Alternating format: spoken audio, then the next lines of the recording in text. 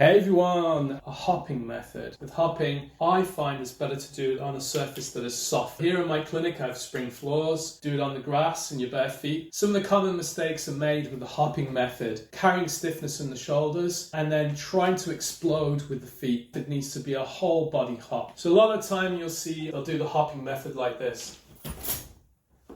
Putting the keys in to show you how the movement changes the sound, yeah? So it becomes like this.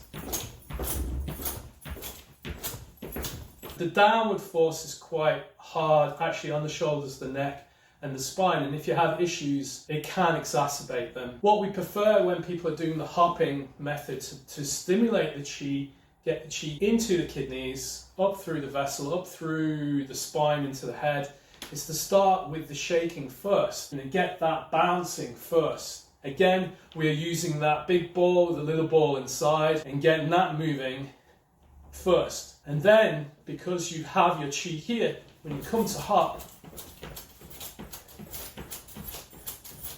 it's much softer, not as impacting, and it's more sustainable. I'm Anthony Monteith, Chi Life Method, hopping my way into health. Thank you for watching. Please subscribe, please follow, all that good stuff. See you soon.